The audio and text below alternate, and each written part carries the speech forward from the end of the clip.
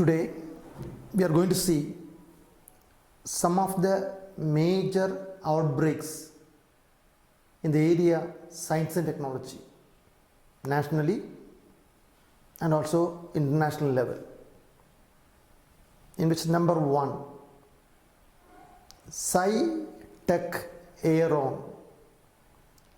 You might read in the paper that, what is it?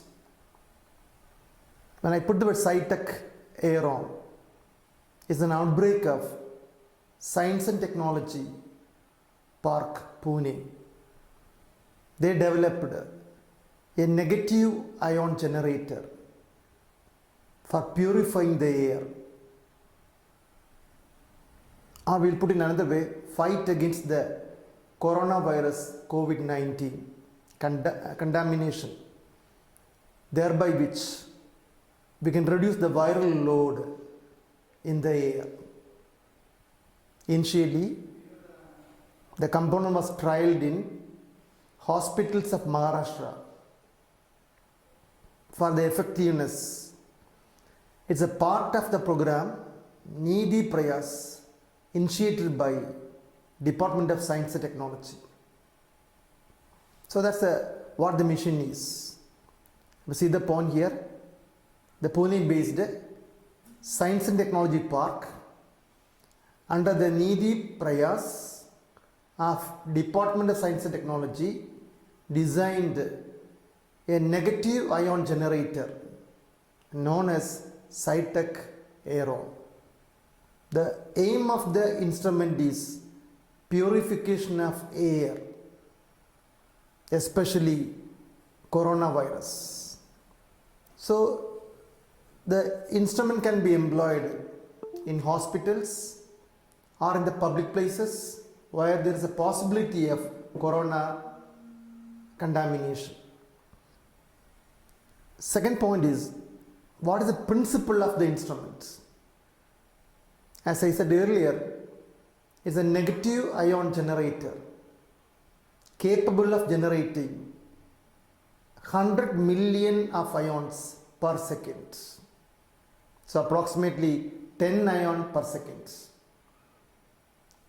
And this ionic molecule generally form clusters around the microparticle, which may be a pathogen or any other air pollutant. But see the point here, this ion cluster around the pollutant, including the pathogens, which may be a virus or a bacteria or any such pathogens. Then it binds with the molecule through a reaction called hydroxyl radical. So it binds with the molecule through hydroxyl radical and inactivate the protein,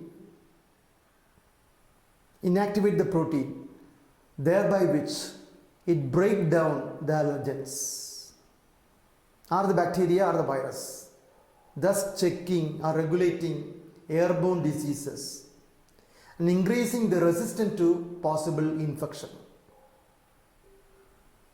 And that's the way in which the instrument functions. The negative ions cluster around the pollutant through a complex reaction by creating hydroxyl radical that break or degenerate the protein coat of the molecule. As you know that virus usually containing protein as the outer covering or the layer. So once the protein is degenerated, it degenerates the viral particle, thereby which we can purify the air from the contamination of corona-like viruses. So this will ensure the health of doctors or the staff of the area or the nursing community, and also we can employ the component in quarantine areas. And currently, the instrument was trialed in 1,000 hospitals across Maharashtra for proving its efficacy. But that's the Cytec Aeron. Okay, so what is Cytec Aeron? Who designed the component? What is the principle? What is the aim of the instrument? So that's the point number 1, Cytec Aeron. Second is another very important component, hantavirus. So now we are very familiar with the coronavirus. Another virus was also recorded from China itself, hantavirus. So it was seen in a person from Yunnan province. When tested, showed the positive sign of the new virus, hantavirus, and he was died recently. When we go through the history of hantavirus, it was recorded in 1993 according to the US Center for Disease Control. So previously, 1993, the virus was recorded by US Center for Disease Control. Commonly the virus occur across the rural area where forest, field and farms offer suitable habitats for the infected rodents or rats. In America, the family virus is known as New World hantavirus, and it causes a disorder referred by the term hantavirus pulmonary disease, a severe respiratory disorder or disease. And the fatality recorded was nearing 38%.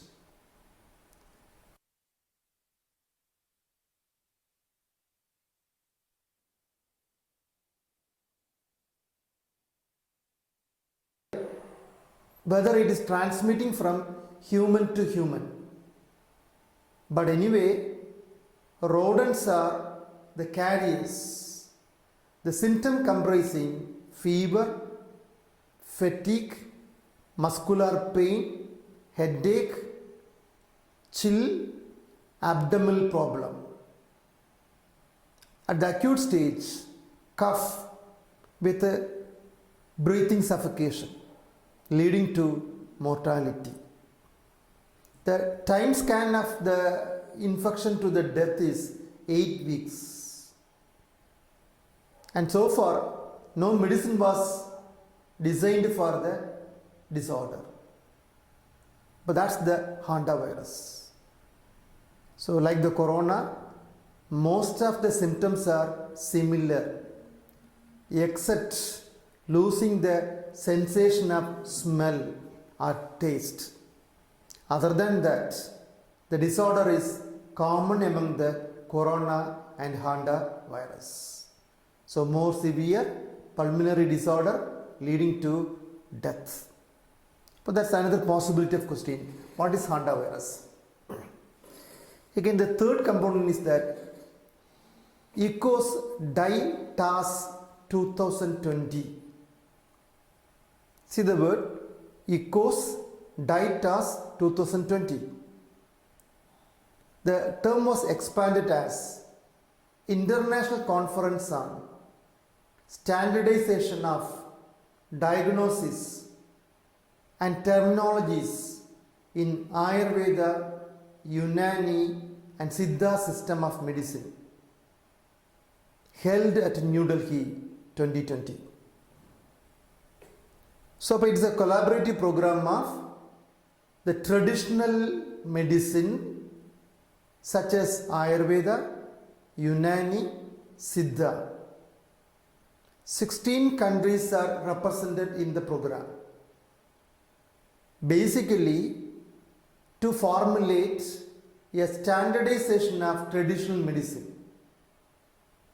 The countries participated include Sri Lanka, Mauritius, Serbia, Curacao, Cuba, Myanmar, Equatorial Guinea, Qatar, Ghana, Bhutan, Pakistan, India, Switzerland, Iran, Jamaica and Japan.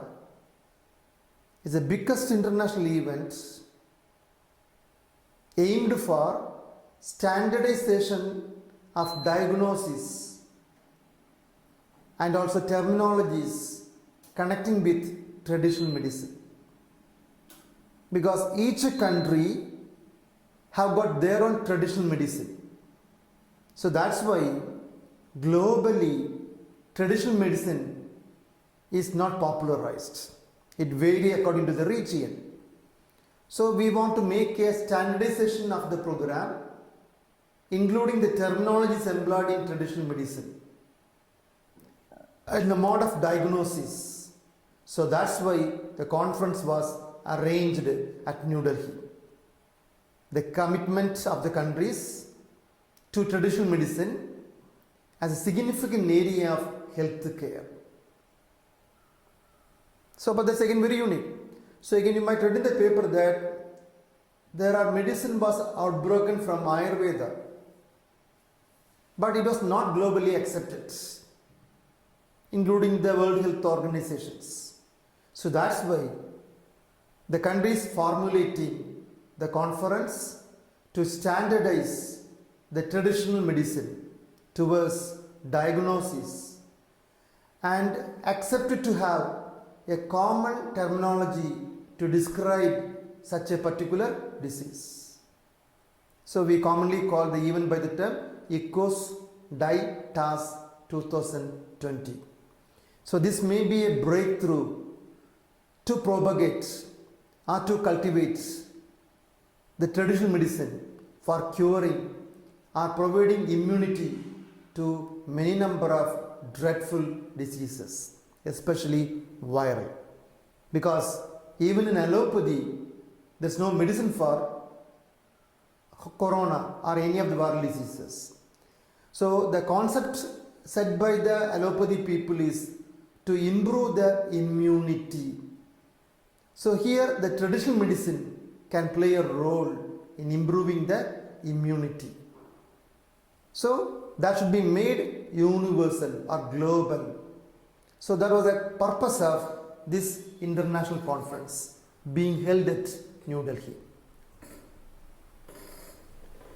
Then there's another word, polycrack technology. So when I put the word polycrack technology, another milestone in science and technology with the aim of converting waste into energy. See the point? So we are not only recycling the waste, but also converting that into energy. So what is polycrack technology? This was the internationally patented heterogenic catalytic process converting multiple feedstock into hydrocarbon, liquid fuel, gas, carbon and water. So but that's a way in which the instrument was designed. So any kind of waste can be recycled into simpler components including fuel. And the technology was patented, known as polycrack technology. Second point is, what are the components are capable of recycling? Interestingly, plastic, the petroleum waste known as sludge, unsegregated municipal solid waste. So but there is no need to segregate the waste. Number four, the garden waste, bamboo waste, jatropha fruit bunch, palm bunch.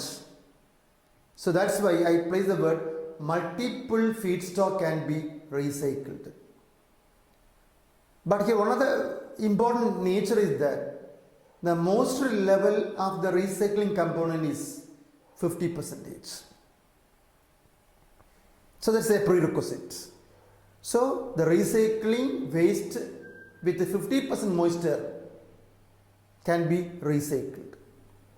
Again, the technology is very powerful, even recycling the e-waste, automobile fluff, organic waste, anything across.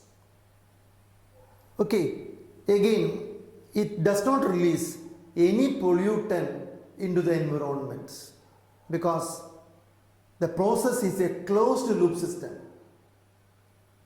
You know the word closed loop system means no leakage or release of any pollutant to the environment.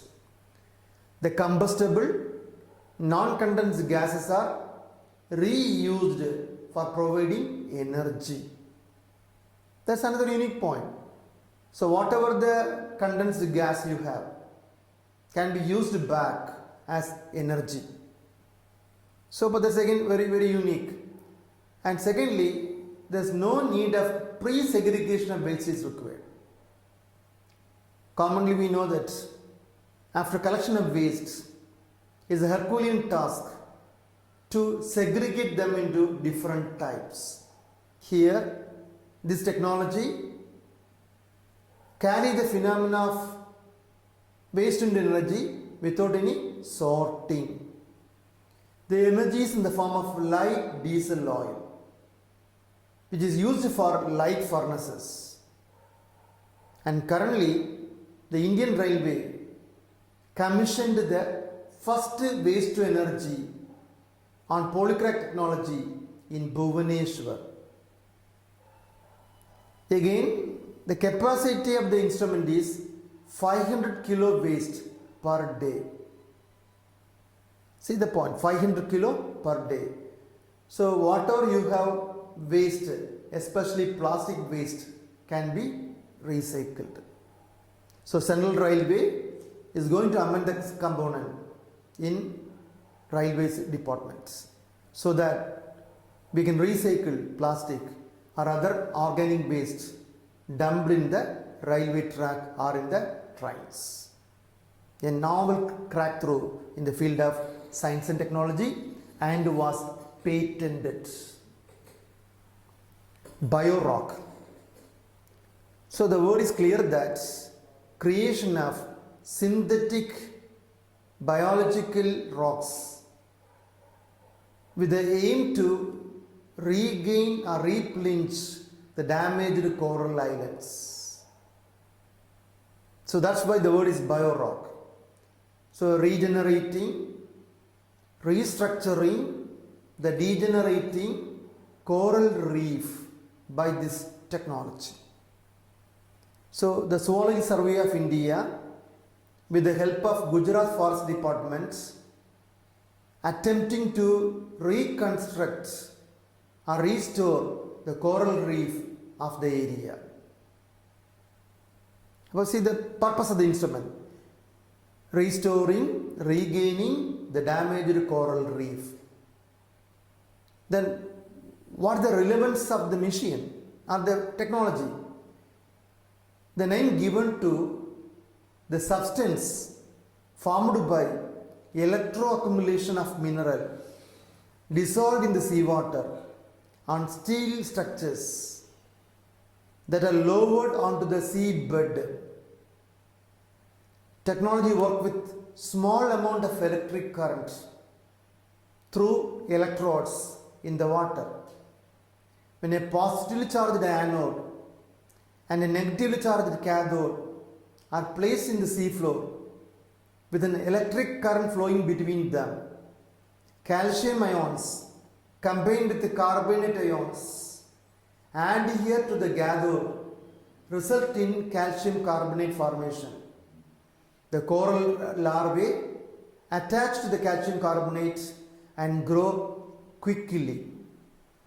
And again, it is able to grow 4 to 6 times faster than the natural growth response. Okay, under the plan, the biorock structure or mineral accretion technology was installed 1 nautical mile of the Mithapur coast of Gulf of Kutch. The current for the program is generated by solar panel floating on the surface as a power source. So absolutely eco-friendly program.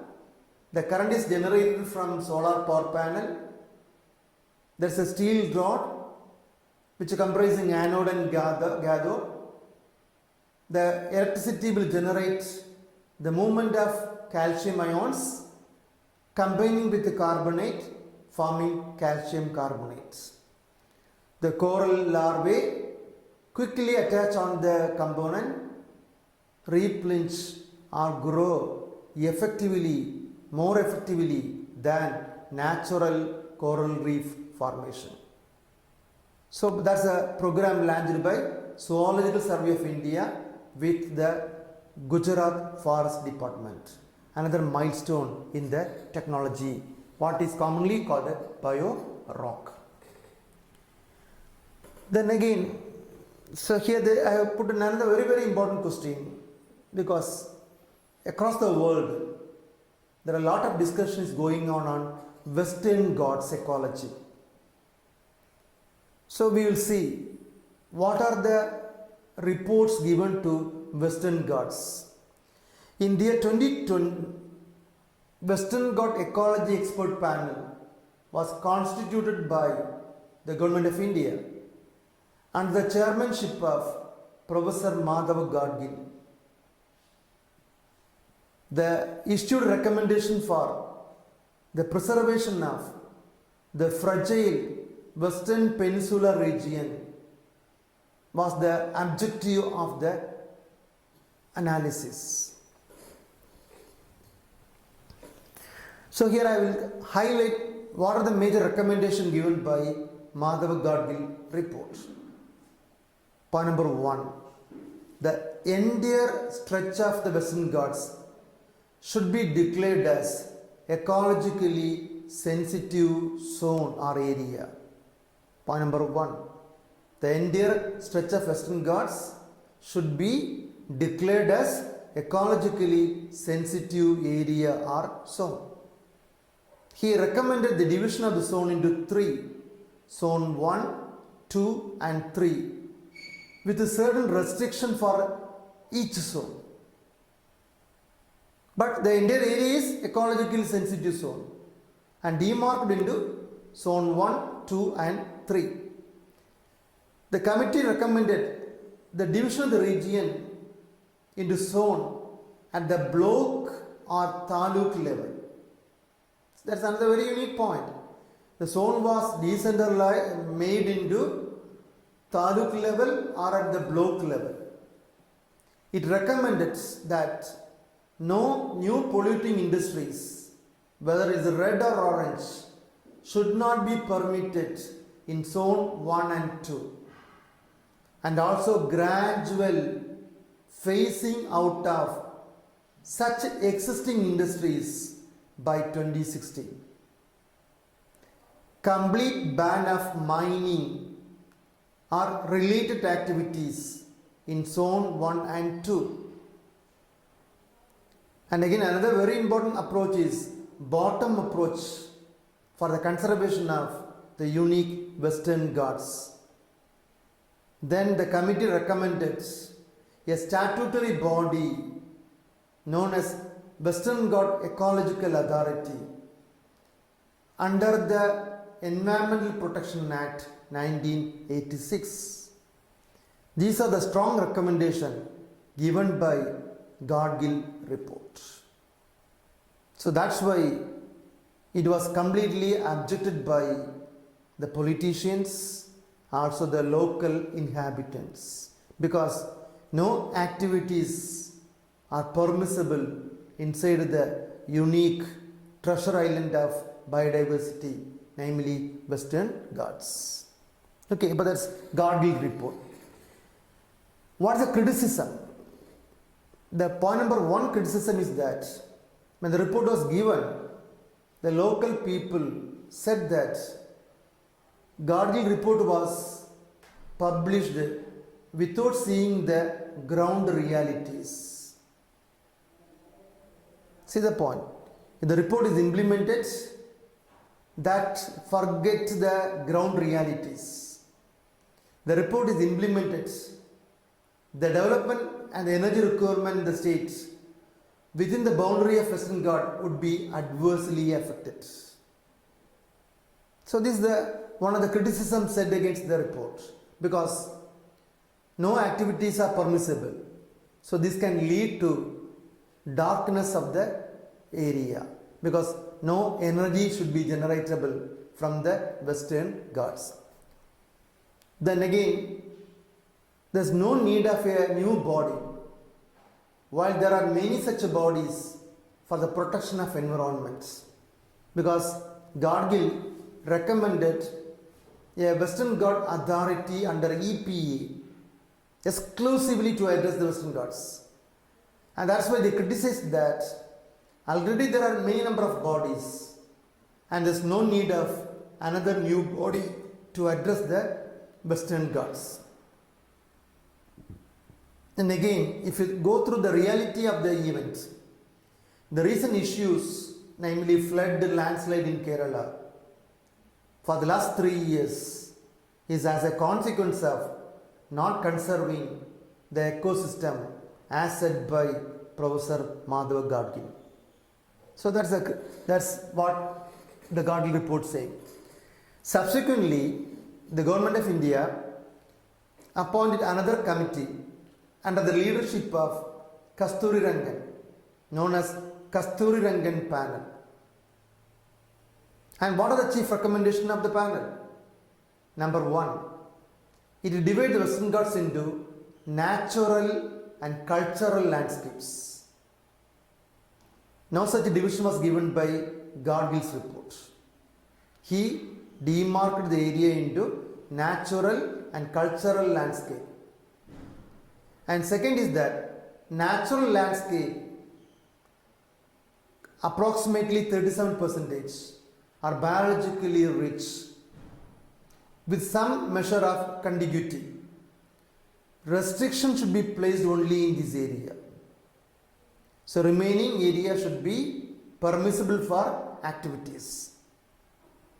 Third point, it proposed the demarcation of the ecological sensitive zone to be done at the village level.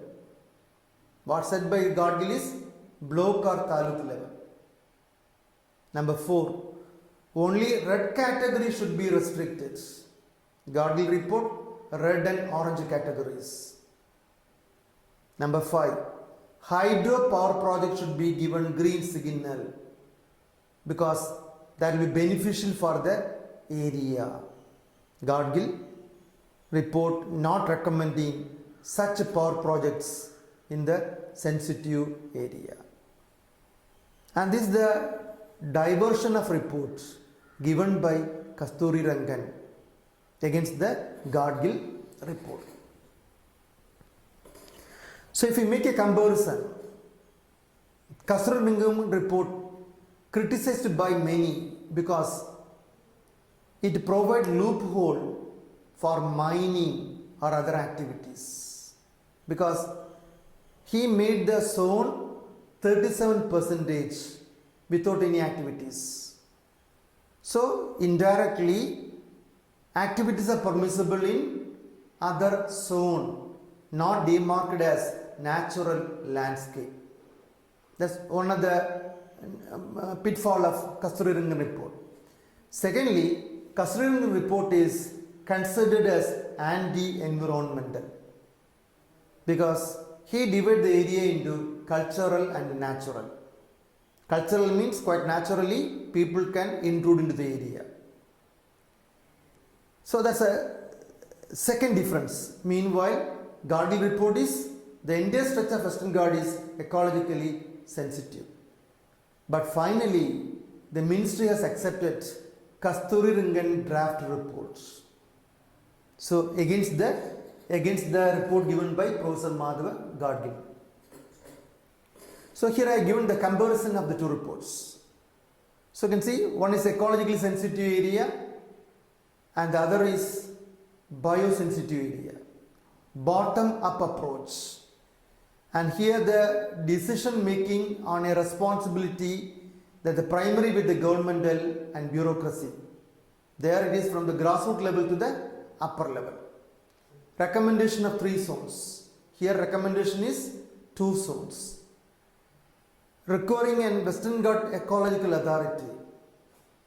No such recommendation was given by Kasturi Rangan committee. So this is a way in which we can compare the report given by Gadgil and the Kasturi Rangan. So, but that's again a possible question, because across the world people are speaking about the uniqueness of Western Ghats. Okay, so either they will ask what are the essence of Gargle report, or the recommendation given by Kasturirangan, or you can compare the reports. Okay, so three type of question you can have. And another very important topic is Earth Overshoot Day. Everybody know the Earth Day. Here is not the word Earth Day, Earth Overshoot Day. So every year, so 22nd August was celebrated as Earth Overshoot Day. The International Research Organization, Global Footprints, also a partner organization of the New Economic Foundation, observe the day every year. So the day was jointly by Global Footprint Network, which is a partner organization of the New Economics Foundation, jointly celebrating Earth Overshoot Day. So what is the significance of the day? It indicates the human demand for resources in the earth exceed the capacity that can be generated by the earth for a particular year. So that means it indirectly reflecting the overexploitation, and earth cannot give back the resources back. Okay, so whatever man is stealing from the earth beyond the capacity of the mother earth to replace the same. So indirectly denoting the percentage of overexploitation. Okay, when we analyze the history of the Overshoot Day, this was formulated by the New Economic Foundation, Global Footprint Network, since from 1970. August 22 is considered as the Global Overshoot Day, but each country has its own ecological debate at different times. But even though day is August 22, the country can host the program, depends upon their time scale. Functions of the Global Footprint Network. It's an independent think tank formulated in 2003, a non-profitable organization in the United States, Belgium and Switzerland for promoting and developing tools for sustainability in an advanced manner that includes ecological footprint and biocapacity, which gives a brief depiction of the resource we use and what is left behind or remaining. But that's very unique. So how much man is stealing from the earth resources beyond the capacity of the mother earth to replace. Okay, then again another word is there. What is ecological footprints? So like our carbon footprints is a method formulated by the independent think tank Global Footprint Network to calculate or measure human demand on natural capital. See how much the resources the human being demanding from the mother earth. It mainly focuses on accounting renewable resources. Okay, that's what we commonly call ecological footprints. The amount of renewable resources demanded by human being for a year. And the point here is that how much earth can replace the utilized resources by the human being. Then the government can design a draft or policy for sustainable utilization. Okay, but that's very unique ecology, the Earth Overshoot Day. You can see the point. Humanity's effort to contain the coronavirus pandemic and the resulting economic slowdown has reduced humanity's footprints. So that means currently, as a consequence of pandemic corona outbreak, the demand from the human being in the earth resources is marginally reduced. Unique, because the rate of pollution is less and nobody is going out, so exploitation is comparatively less. Okay. Then in order to calculate the earth overshoot day, we need to calculate the number of days of the year that Earth's biocapacity suffices to provide humanity's ecological footprints. The remainder of the year correspond to the global overshoots. A country's overshoot day is the date on which the Earth overshoot day would fall if all the humanity consumed like the people in this country. That day will be hosted by the country as Earth overshoot day. But that's a possible question rather than Earth day. Then there's another very unique program or the outbreak of technology known as shale gas, another alternative to fuel, eco-friendly program. So there may be a question, what is shale gas? It's a natural gas formed from being trapped within shale formation. So like the coal formation, we are tapping the energy from shale formation. Shale gas is unconventional source of methane like coal bed gas and tight gas because it is trapped in rock formation. Colorless, odorless, lighter than the air. In Europe, because of the environmental issue, they banned the extraction of shale gas from the natural resources.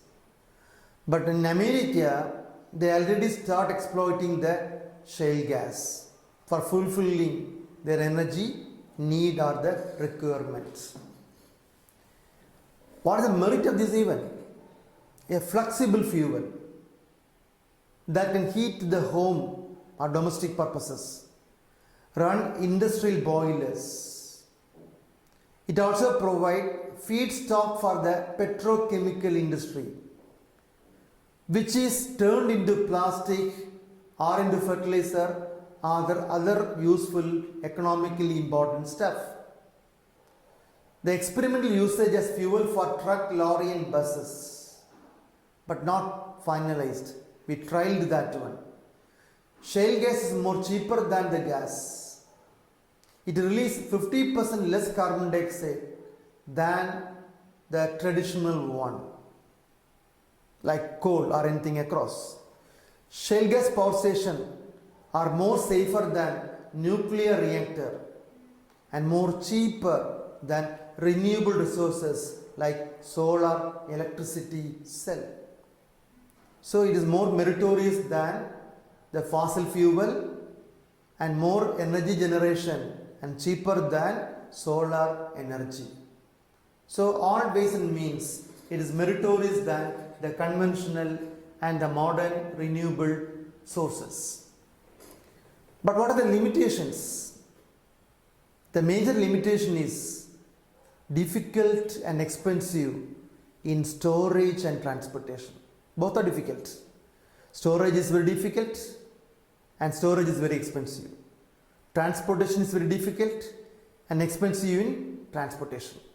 Therefore, not traced or traded internationally. Okay, again, not even 33% of shale gas is traded. 33% shale gas is traded in the international market.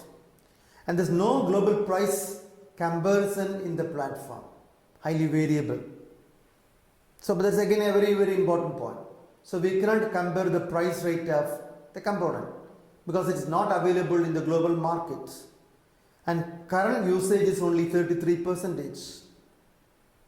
But that's the issue here we have.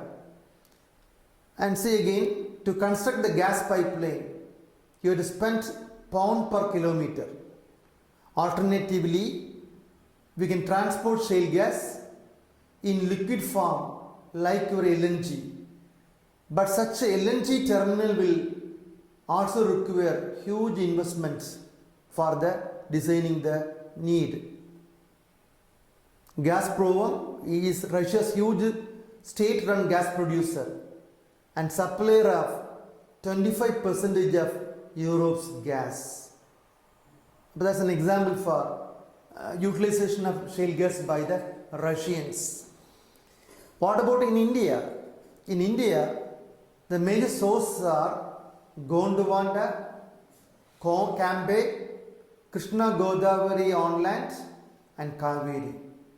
So, technology is saying that, our exploration says that these are the major sites in India for the possible shale gas, ranging from Kambe to Kaveri. Both public sector companies and corporations like ONGC, OIL, and GAIL are exploring these sites. The subject matter will be dealt by Director General of Hydrocarbon. Again, recently, India signed a memorandum of understanding between USA for more technical knowledge for exploring shale gas. Okay, then the last point is why shale gas is not priority in India. Already we said the point, difficult, expensive in storage and transportation, because it requiring high hydraulic fracking method for extraction. So dredging is required with huge expensive.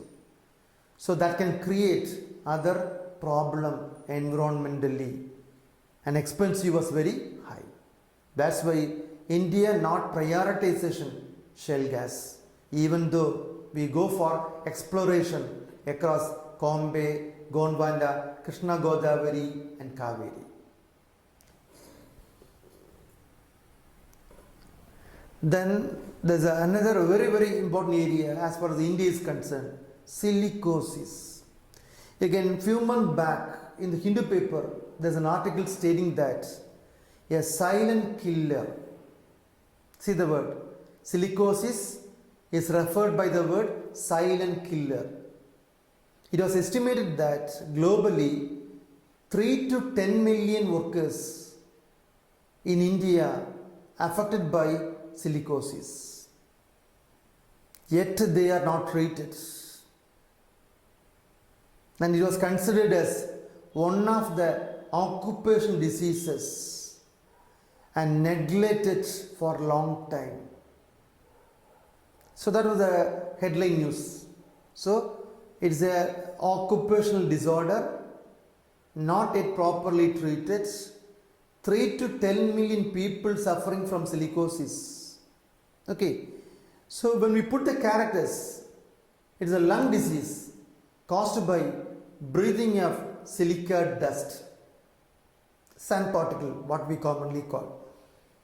The major constituent was sand. It is found in the most rock beds.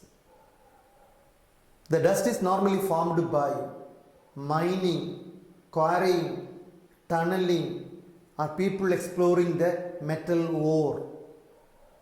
So these are the area from where there is a possibility of silicosis. So you can see the diagram there. So a man is drilling there. The sand particles are flying in the air. But this can lead to silicosis. Silicosis is broadly classified into 3. Chronic silicosis, accelerated, acute. So based upon the time exposure, the former is long-term exposure with a low amount of silica. Long-term exposure with a low amount of silica or dust. So the symptom will be gradual with the swelling of lungs, as well as chest limb node, gradually leading to breathing suffocation. That is chronic silicosis. Long term, slow dosage, swelling in lung and chest lymph nodes, breathing suffocation. Second one is accelerated, large amount of silica for longer period of time. Other is small amount of silica, longer period of time. Here large amount of silica, longer period of time. Here the amount of silicosis is faster than the previous. Acute, short-term exposure with a huge quantity of silica. So the duration is shorter, but the quantity was huger. So leading to severe shortening of breathing, and there will be low oxygen transportation. So leading to acute syndromes. These are the three kinds of silicosis recorded in India. Then people doing these jobs are possibility of silicosis. One is those who are involved in abrasive manufacturing industries, glass manufacturing industries, mining industries, quarrying industries, road and building construction people, sand blasting, stone cutting. So these are the people become the scapegoat of silicosis. Then why it is called silent killer? Because the dust particles are so minute with no smell, and the disease was asymptomatic, incurable. And again, another very important point is that this can lead to tuberculosis. So the long term or short term exposure can lead to silicosis, can lead to tuberculosis. So that's why it is commonly branded by the word silent killer. Again, recently, if you go to the news value, the Supreme Court of India given a verdict that 16 families of Odisha working in the mining suffering from silicosis should be given a compensation of 46 lakh rupees. See, the verdict was given by the Supreme Court. Similarly, so another verdict was given by the Supreme Court, 7.14 crore to the families of 238 workers of Madhya Pradesh now working at Gujarat suffering from silicosis. Okay, the judgment of Supreme Court and the Odisha court ought to be state government to pay the compensation to the victims. But that's why the news value in the paper. So what is the concern here? Because the factory does not invest any protective gear for the workers or the casual laborers. So the company is not giving any protective dressing pattern or anything across. Secondly, there's no system is available currently to monitor the health of the people routinely. And third is, even though we have got Employee State Insurance Act, Workman Compensation Act, Factories Act, Mines Act, these benefits are given to permanent employees. And all these are addressing the issue. Employee State Insurance Act, Workman Compensation Act, Factory Act 1948, Mines Act 1952, all these are addressing occupational diseases and safety of the employees. But all the acts are supporting the laborers who are permanent. Unlike to say that many of the laborers involved in mining, quarrying or in other industries are casual laborers. So that means never they get any compensation because they are representing informal sector. Now that's a concern here. What should be done? So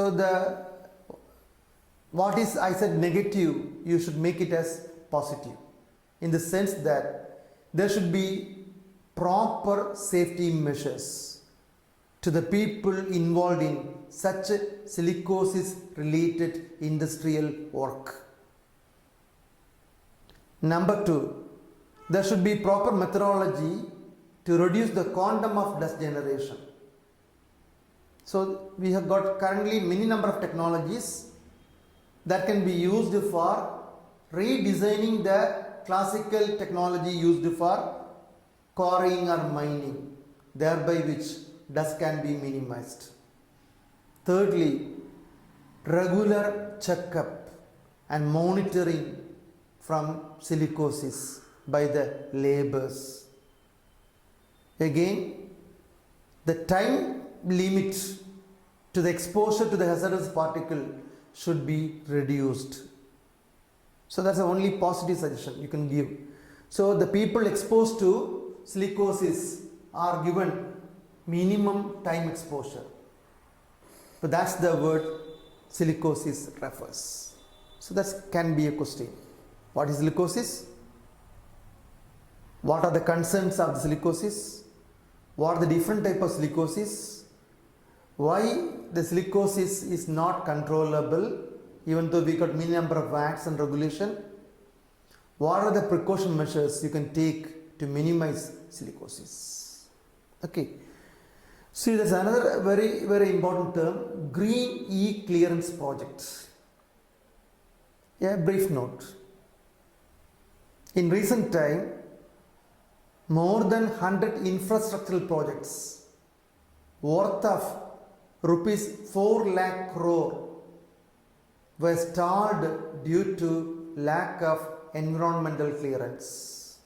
That means many of the governmental projects, either by the governmental or quasi-governmental or private agencies, not a given solution because of no clearance they obtained from environmental departments. That's why National Highway Authority of India, they filed a case in the Supreme Court against the deficiency of environmental clearance by the Environmental Ministry.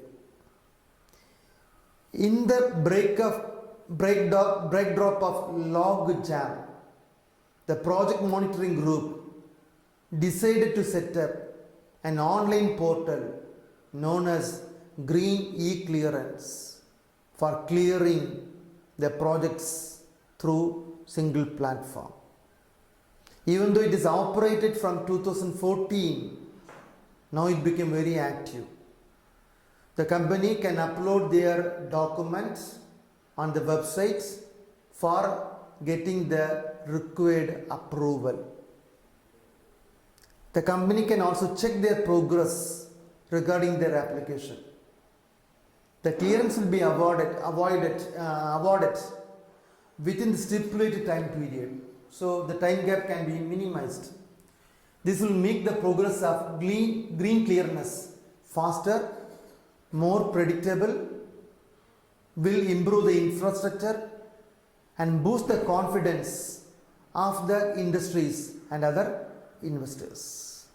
That's what we commonly call a green e-clearance project. Single window clearance of projects submitted by the industries or the quasi-governments for getting environmental clearance. Okay, so that's again a possible question, environmental e-clearance projects. So like the shale gas, there's another possible question is synthetic gas. And it is very commonly or abbreviated as syngas, S-Y-N. When I put the word syngas, is a combination of carbon monoxide and hydrogen gas. And because of this, hydrogen is far superior and clean fuel, is made from coal and water. See the point.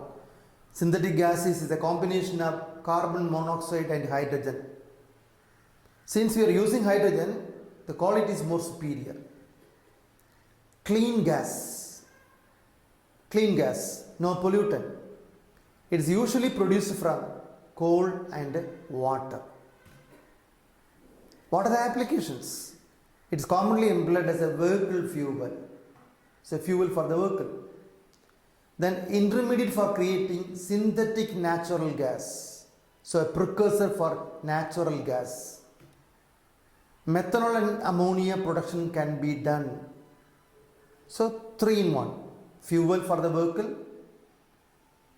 You can also create natural gas, synthetic natural gas, methanol and ammonia production.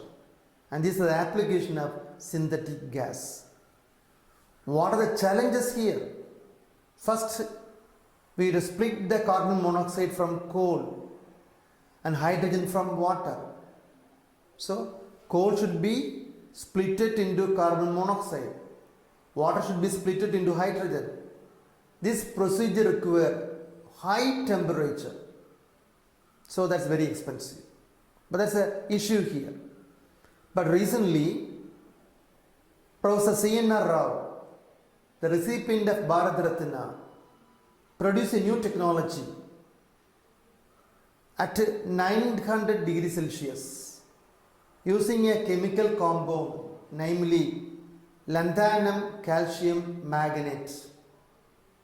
It reduced the requirement of high temperature, and the energy for the program can be created from solar power, so that with less expensive synthetic gas can be generated.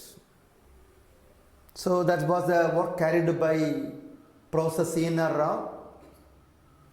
What he done is, he employed a metal called lanthanum calcium manganate, by which we can reduce the temperature to 900 degrees Celsius. Energy for the split can be used from solar power panels, thus making them more affordable and eco-friendly. Greenpeace movement. So again, yeah, very, very possible. Greenpeace. Again, for the last few months, right from January, before the pandemic corona, there are many news regarding the Greenpeace movement in India. You might read in the paper that the court given full support to Greenpeace movement. Again, you might read in the paper that the genetically modified organism production and release in India was questioned by the Greenpeace movement. Similarly, there is a body first reported that India have got highest production of sulfurous gas into the atmosphere. That's another breakthrough. So that's why I said the point. Greenpeace movement was very popularized recently in the news value. We will see what the movement is. The foundation of Greenpeace was laid in 1960 with the US government planned to test a nuclear weapon tectonically unstable island Amchita. So that reaction led by the people to organize into an NGO called Greenpeace. Okay, but the local people made an organization because this tectonic exploration of the nuclear weapon 5 times more powerful than the usual bomb. So that's why the people reacted against the movements in the form of Greenpeace campaign. So in 1970, the movement came into force. So when we say the history, in 1971, the ship headed Amchita and faced the US Coast Guard ship Confidence. Although weather and the implicated threats from the Coast Guard ship forced the Greenpeace ship to turn back, their farm protest had generated a huge wave of sympathy for their efforts. So but the point here is that the people locally criticized the harsh movement carried by the US. So, what are the role played by such a movement? So, they have got many number of roles in the society. One is a ban on toxic waste exports or dumping of waste into less developed countries from developed countries. Second is they want a moratorium on commercial whaling, because you might read in the paper that recently Japan is going for commercial whaling. So they want a moratorium for commercial whaling. Then again, the UN Convention provide better management of world fisheries, because overexploitation can lead to depletion. Then they have made a southern ocean whale sanctuary.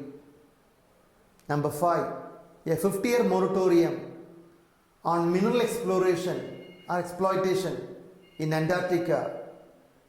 Ban on dumping of sea of radioactive industrial waste and disused oil installation. An end to high sea, large scale drift net fishing. So these are some of the adaptations or agitation carried by the Greenpeace movement globally. See, when we see all the component, indirectly it is a eco-friendly movement, non-violent movement against the toxic activity or polluting activity carried by the industries or the concerned governments. So these are some of the examples I quoted here. Then mission and objectives of the Greenpeace movement. I already said that it's a non-violent movement, creating campaign and highlight the global environmental problem for a sustainable future. So here should be sustainable for the future. So here I give a few examples. Protection of ocean and ancient forest, phase out the fossil fuel, and promotion of renewable energy to stop the changing climate, elimination of the toxic hazardous chemicals, preventing cultivation of genetically modified crop or organism, end for nuclear threat and contamination, and they want a safe, sustainable trade. These are the components launched by this prestigious body called Greenpeace movement. Funding for the movement. They never get any funding from the state or the national governments, including from industries, because they want to act independently. So no funding from governmental agencies or from private agencies, but they get fund from the individual donor. The point is again very clear. If you are getting funding from an industry or a state government, they are supposed to obey them. That's why they never get any funding from any of the normal sources, but they get funding from individual single donations. Okay, but that's again very, very important. So they normally make money and they provide the money for such compensatory activities or operational activities to save the environment from degeneration. So that's the funding source. So what about India? Greenpeace India is a global environmental group, a non-profit NGO. And currently if you take the Greenpeace movement, 40 countries including European, America, Asia, Pacific have got branches. In India we got a branch at New Delhi. In India it is operating in 4 areas. One is stop climate change or address climate change. Number 2, conserving the oceans. Number 3, agriculture sustainability. Number 4, preventing nuclear catastrophe. So these are the activity primarily targeted by Greenpeace India. According to the recent report given by Greenpeace India, I already said the point, India representing the largest emitter of sulfur dioxide. It is a report was obtained from NASA ozone monitoring instrument. From there they got the reports. So recently it was outbreaken in the news value. Again, the Union government has recently cancelled the license of Greenpeace India because they are saying that they are getting funding from foreign donations. That's why they want to cancel the license of Greenpeace India. Again, the license was cancelled by them, the Minister of Home Affairs, under the Section 13, stating that Foreign Contribution Regulation Act 2011, because they are not able to receive any kind of foreign donation from the international network. Okay, again, you might read in the paper that Karnataka High Court recently quashed the Enforcement Directorate frozening the account of Greenpeace movement in India. That was quashed by the Karnataka High Court. Okay, but that's again some other activity which harmed the Greenpeace movement in India by the Union government and the government of Karnataka. But still they are surviving, doing lot of activity in India. Again, the last question in this session is that you might read in the paper that, again, huge news. You know that already there are 5 mass extinctions occurred. 1, 2, 3, 4 and 5. And recently, the US State of America, in the journal Proceeding of National Academy of Science, has published an article stating that there may be a 6th mass extinction of species, predicting that. Okay, when the earth loses more than 3/4 of the species in a geologically short period of time, that's the headline news. So the journal stating that there was a view of the scientists across the world, there may be a possibility of 6th mass extinction, and the earth is going to lose more than 3/4 of their species within a short span of time. But that's a very breakthrough news given by the scientific community. Reason and the impacts. So already said that there is 5 mass extinction has occurred. Last 450 million years has led to destruction of 70 to 95% of species, which may be plant, animal or microbe. These extinction caused catastrophic alterations to the environment, such as massive volcanic eruptions, depletion of oceanic oxygen, collision with an asteroid. After each of these extinction, it took millions of years to recall or regain the species comparable to those that existed before the event. So, it's not easy to replace the extinct organism in a short span of time. What may be the reason for the mass extinction? The sole reason is human-made activities, Anthropocene extinction. Okay, because human being exploiting the nature in an unsustainable manner, are exploiting over that than the capacity of the earth to regenerate or replace. Okay, so possibly we can say the point like this one: the human population explosion is one of the reasons for the same, because the population curve of human being ever increasing. So more increase in the human population requiring more resources. So he used to exploit the nature unscientifically are tapping the nature unscientifically. But that's one of the reasons said here. Human explosion of population.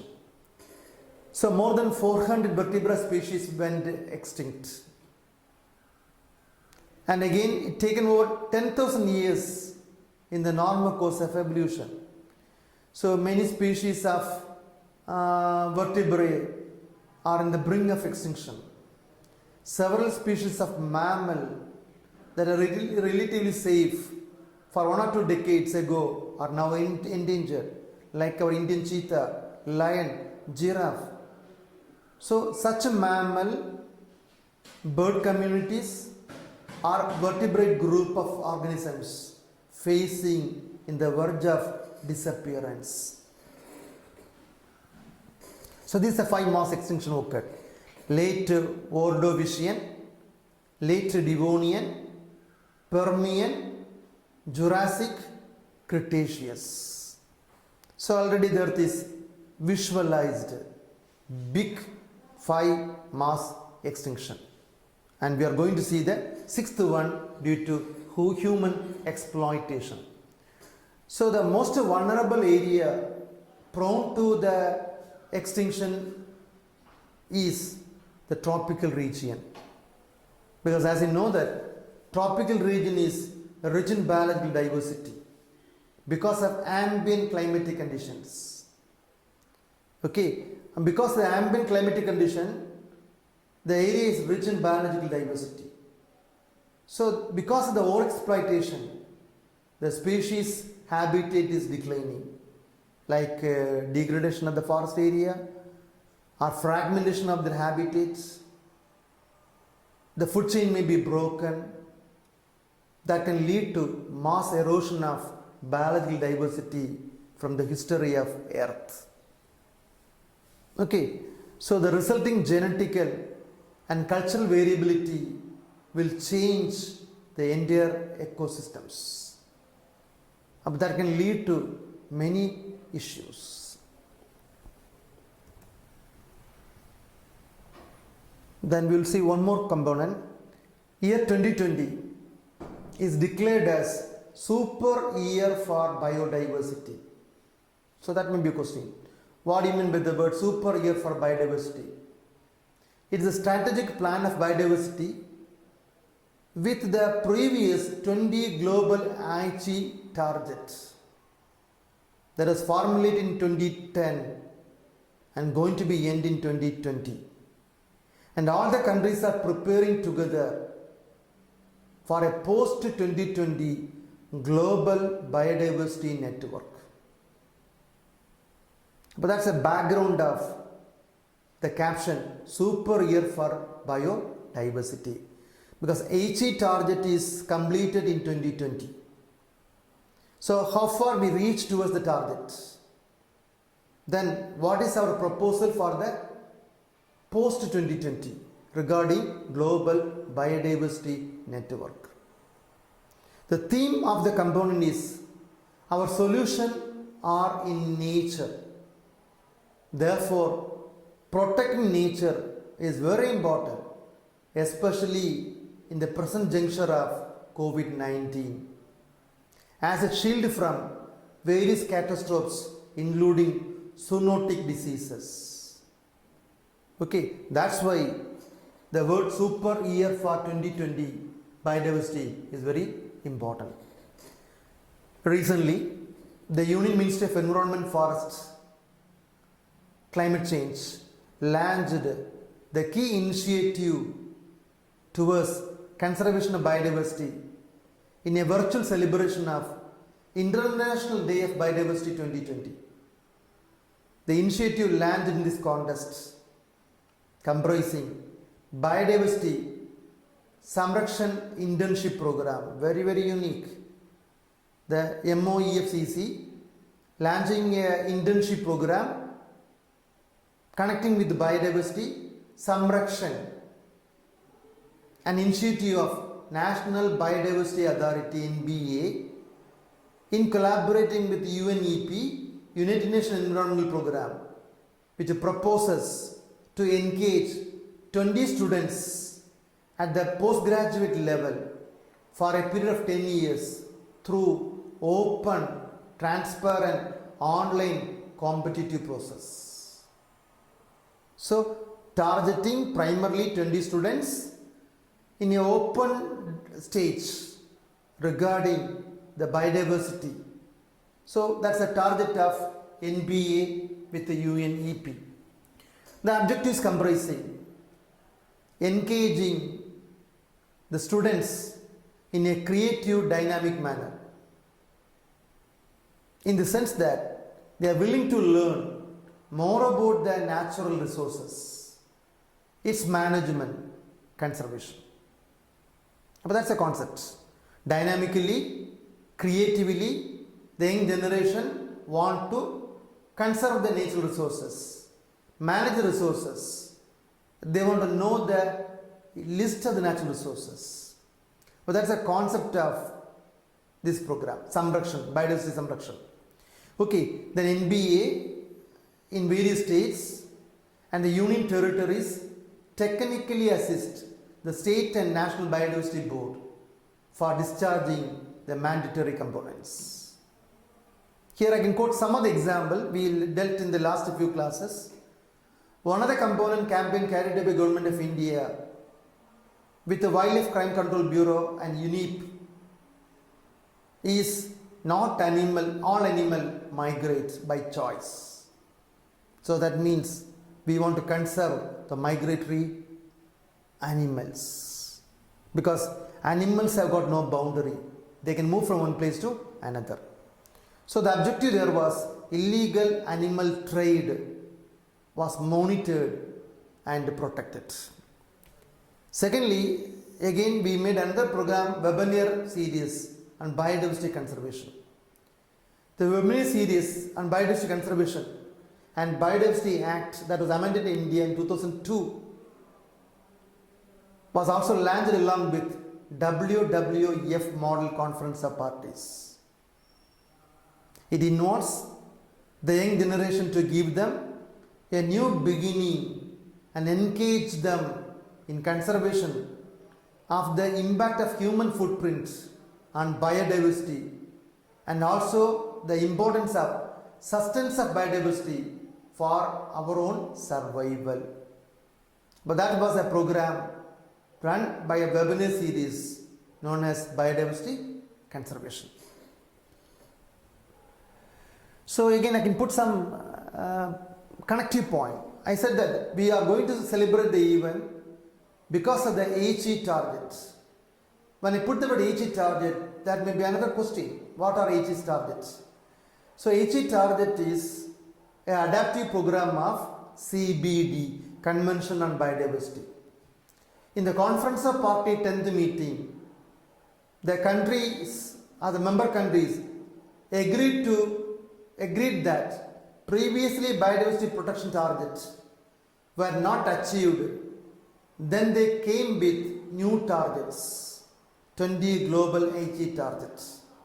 The major of them are address the underlying cause of biodiversity loss.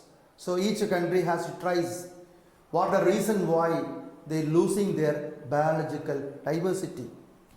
Number 2, reduce the direct pressure on biodiversity and promote sustainable utility values.